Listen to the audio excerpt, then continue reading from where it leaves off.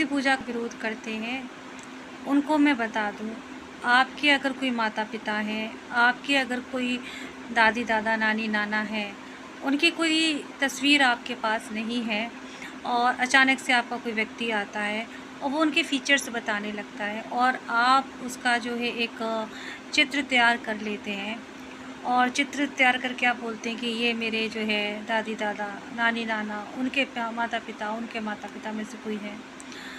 तो क्या आप ये बोल सकते हैं कि ये जो चित्र है ये तो सामने वाले की कल्पना के अनुसार है, उसने कल्पना करी और बन गया। वो तो ऐसे दिखते ही नहीं थे, उनको तो किसी ने देखा ही नहीं है, उनका तो कुछ वजूद ही नहीं है।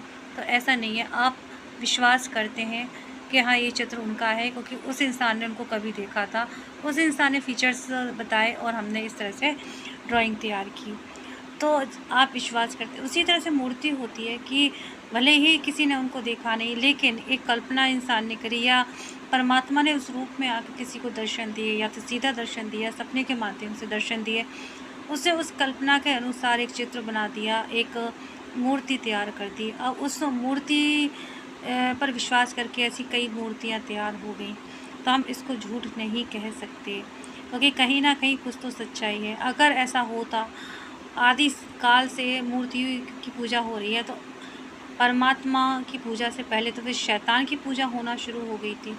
इंसान ने शैतान को पूजना शुरू कर दिया था, तो आधे से ज़्यादा लोग तो हम शैतान के उपासक हो गए। आपका कुनवा, हमारा कुनवा, सब शैतान का उपासक है। फिर शैतान के उपासकों में से परमात्मा की पूजा करने वाला भी कैसे हो सकता है?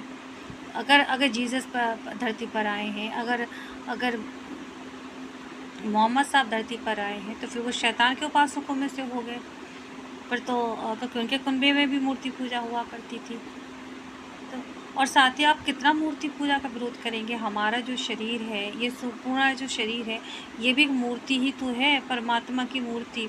हमें बनाया है मिट्टी से, तो ये भी एक मूर्त है। हमें एक आत्मा दे दी जिसके कारण हमारा ये मूर्ति चल रही है, फिर रही है, क्योंकि इसमें एक ऊर्जा विराजित है। तो उस ऊर्जा को निकाल दो तो मिट्टी का ढेर है, तो फिर आप किसे कह सकते हैं? उसी तरह से जो मंदिरों में जो मूर्ति विराजित होती हैं, प्रतिमाएं विराजित होती हैं, उसमें भी एक एनर्जी होती है।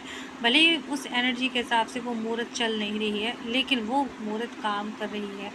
आप उस ऊर्जा को महसूस कर सकते हैं अगर आप आध्यात्मिक हैं, यानी आध्यात्मिक, धार्मिक नहीं, आध्यात्मिक। अगर आप आध्यात्मिक हैं तो उस ऊर्जा को देखेंगे जो आपके चर्च में भी है, जो आपके मस्जिद में भी है। उस ऊर्जा को महसूस करेंगे कि वही मंदिर में, वही उस मूर्ति के पास है, वही ऊर्जा का